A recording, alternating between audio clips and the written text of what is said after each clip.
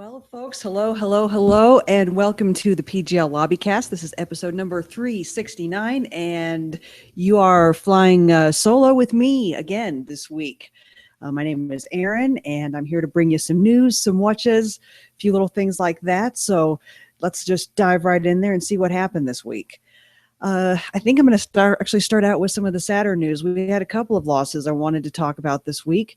The first one being comedian Garry Shandling. Apparently passed away at the age of 66. They initially weren't saying what happened, but apparently it was a heart attack at his house. So that was a little unexpected. Garry Shandling has been a name on the comedy scene for a very, very long time. And you know, he was a stand-up comic. He had TV shows. He was a host, so he was quite multifaceted. And I think really one of the tragic things about his passing, I was about to phrase that really poorly. I'm sorry. There's never a good time to drop dead of a heart attack, but the adding to the tragedy of his passing, I think is a better way to put it, is I think he was really finding a new generation of a new audience and a new generation. He had, starring roles in movies like Captain America, Winter Soldier. So we were really starting to see him in some new acting roles. So I'm really sorry that we weren't going to see what else was going to happen in his immediate future. I'll be the first to say that as far as his earlier comedy in the 80s and 90s goes, I wasn't a huge fan. I guess I just didn't get it. I didn't dislike him. But one of the things a couple of things I did like about him was he was very active with a lot of charities, things like Comic Relief, just to name one. And he also was, had took some bold steps on his own TV shows.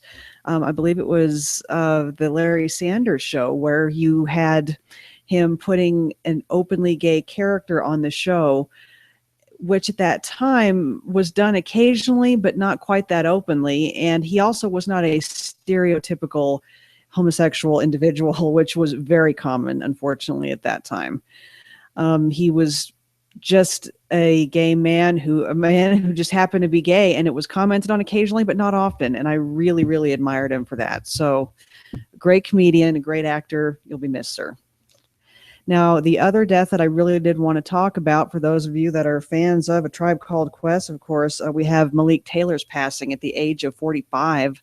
I looked it up just before the show came on, and I guess now they're saying it was complications of diabetes. Might talk about this a little bit more next week. Jeff is a huge fan, and that was known to some people that he was having diabetes problems. He'd had a kidney transplant, but it was still a bit unexpected for a lot of people. So a couple of losses this week. Very sorry for the friends and family, and sorry for those of us that won't get to see what they had artistically in their futures and in our futures.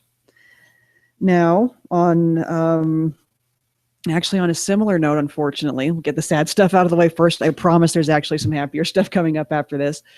There was some news about Brittany Murphy. Brittany Murphy passed away a couple years ago.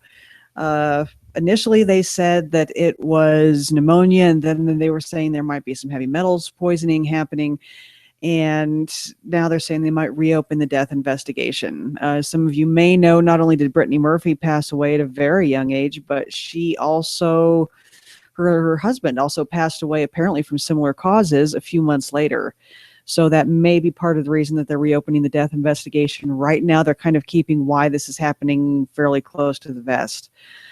If any of you are interested, actually, the TV show Autopsy, The Last Days Of, recently did an episode about Brittany Murphy's death, and he actually came to the conclusion that it was probably an unfortunate conjunction of she was very ill. She did have pneumonia, walking pneumonia, basically, and she was living in a house that was infested with mold and not getting out very often. So unfortunately, that may have been a big contributor to the situation, and that is basically what they found caused her death. It was similar to what happened to Jim Henson, where had he gone to the doctor, he probably would have been saved. Unfortunately, it looks like the same thing happened to her, but apparently there's some doubts about that if the death investigation is being reopened. So we'll keep you up to date on that as we hear anything. Now, on to happier things. I have some happier notes here in my phone, so we will move on to those. Um, if any of you haven't seen, we're all aware of Hugh Jackman, who he is. We've got Wolverine. We've got so many things of, like that, especially in, a geek show like this. Big fans of Hugh Jackman, but apparently he became a superhero in real life this week, pulling his 15-year-old son and a few other people out of riptides that were threatening to pull them under in Australia. So good on you, Mr. Jackman, for diving in there and getting the job done like the hero that you apparently actually are in real life as well. Now, those of you who grew up in the 90s, here's another little thing I saw just a few hours ago. Probably familiar if you grew up in the 90s. Now, this wasn't necessarily apply to me, but I was still somewhat aware of this show on a more peripheral basis. But you may have been a fan of various Nickelodeon shows like All That, Hey Arnold, Monsters, and a lot of those are being resurrected. We're kind of starting into a 90s nostalgia period, I think, and a lot of those are being resurrected on a channel that Nickelodeon is calling this, or a show that Nickelodeon is calling The Splat, where you can see a lot of those reruns. Some of them are even getting reboots, and they just announced, I believe earlier today, that All That, the teenage sketch show, it was actually fairly entertaining even for somebody of my age. I was an adult by the time that hit, but they are actually releasing a new set of sketches or a movie in April. They got most of the original cast back, so those of you that grew up with the hijinks at Good Burger will have some new things to look forward to. Well, there you are. And I think we need to talk about the release of the Batman Superman movie that happened this week. I've not seen it. I decided not to see it in the theaters largely because Jesse Eisenberg in the previews alone were more annoying than Donald Trump at a sensitivity seminar. And I couldn't even barely handle him in the previews, much less what was going on in the, for 2 hours. I was pretty sure that wasn't going to work for me. And I've gotten a lot of backup on that. Unfortunately, the people that I've talked to that have seen it said that they're not sure what he thought he was doing. Maybe he thought Heath Ledger as the Joker kind of level thing was happening, but not so much. Getting kind of mixed reviews. And if you guys haven't tuned into the Sad Affleck clip that's floating around out there, I highly recommend it. I laughed out loud. My friend and yours, Sam, showed it to me earlier today, and it is some good stuff. Wow. Yeah. I have to admit that there's a very small petty part of me that's hoping that Ben Affleck is chuckling to himself right now, because he got so much unnecessary shit about whether or not he was going to be able to play Batman. And all the reviews are saying that he did a great job, that he acquitted himself very well, that he is Batman, that he did fantastically. But it's, maybe the plot that didn't hold up very well. All right, Jeff just sent me a thing saying, hey, you be nice about Batman versus Superman. And I just said that I haven't seen it. I'm not taking back anything I said about Jesse Eisenberg. Kiss it, okay? How could you even handle that for 2 hours? I couldn't even get through that for 2 minutes. If you could, you're a better person than me. I fully admit it. I've actually heard also good things about Wonder Woman, that for what she had to work with, she was great. It was just kind of a problem of the rest of the movie being a little ridiculous. So apparently the actors, other than Jesse, were all right. They just didn't have a lot to work with script-wise. So perhaps we can discuss that next week, since apparently Jeff is taking umbrage with what I'm saying, and he can't do a thing about it because he's not here. Love you. I'm ignoring that. He's still sending me texts. But that's about it for the news this week. So let's move on to some watches. Now, you see this? I'm actually turning my phone down so I don't get any more hate from the people that really liked Batman versus Superman. I promise I'll go see it. No, actually, I'm not going to go see it. I will see it at home. I promise I will see it at home when I can hit mute whenever Jesse's on screen. How about that? I will start out with what you watching. I am keeping up with Face Off. We are to the semifinals. We're down to the final 4 contestants, so it'll be interesting to see who makes it into the finals. We will figure that out this coming Wednesday. I'm also caught up on Outrageous Acts of Science, because who doesn't love a show where they teach you crazy things about, science, from, airborne, blowing things up. They cover the whole thing in that show and give you some really good explanations for anything that you probably have seen on the internet and had questions about. So we appreciate them. I'm also still currently on my British comedy bender, going for. Yeah, okay. After Jeff telling me to be nice about Batman versus Superman, he actually just admitted that he hasn't seen it. So I apparently don't have to take back anything I just said. But anyway, yeah, I'm still on my British comedy bender. And next week, as far as what you watchings go, I will actually be able to give you a little bit of an update on Noel Fielding Live, since that is coming up in my live Wednesday. So yay. Looking forward to that. As far as what you're listening to, I've actually a lot of shuffle all. I am still really, really enjoying the new music group, The Struts. We talked about them last week. If you haven't looked them up, I highly suggest you do it.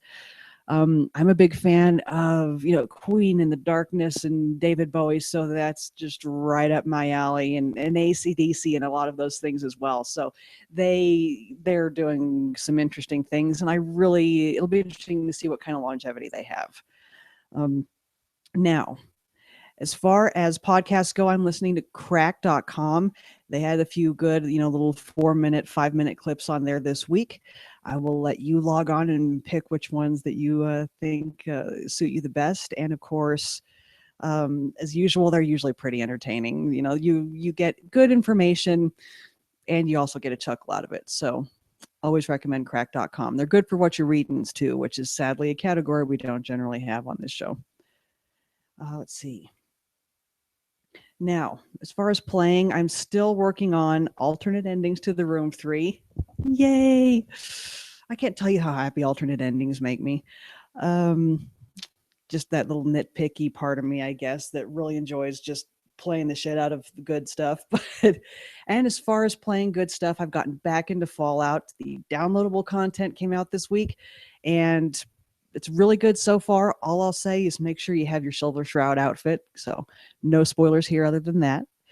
And let's see, I'm still working on White Knight. And I got to be honest with you, as interesting as it looks, with the gameplay as slow and draggy as it is, I'm not sure I'm going to be able to stick with it a lot longer, which is a shame because it's a very atmospheric game. And it looks really interesting. The kind of negative aspect as far as colors go of the kind of inverted black and white palette that they decided to go with is really interesting. I'm enjoying so many things about it, and the storyline is keeping me engaged, but it has a very draggy movement to it that is a little challenging. I'm trying to think, for those of you that might have played the Fatal Frame games back in the day, it's a very similar feel to it, where no matter what kind of peril your character's in, apparently a slow shuffle is all they're really capable of. It's a strange choice to make, especially in a survival horror type game, but that's kind of what they did. Now, I managed to drag myself through 2 Fatal Frame games, so perhaps I'll be able to get through this. You never know. But check it out. It is an arcade game. It is interesting. If you like survival horror, that's really the only bad thing I can say about it. It is a fascinating game otherwise. So see if you like it, and, maybe send me some comments about maybe different ways you handled it. I'd be interested to hear from anybody else that's looked at it. So as far as incoming comments go and my own comments, I think that is all I've really got this week. Hopefully there'll be a couple more of us next week. Maybe, Jeff is in New Mexico this week. Hi, Melinda. Hi, Jeff. And, maybe we can even get Brick back. Brick is going with me to see Noel Fielding. Maybe we can get him back to give you a little review about what that crazy, magnificent British bastard is like in person. So love you all. Stay safe. And this is Erin coming at you from underneath about 2 feet of snow in Aurora, Colorado. Y'all have a good, safe week, okay? Have fun. See you later.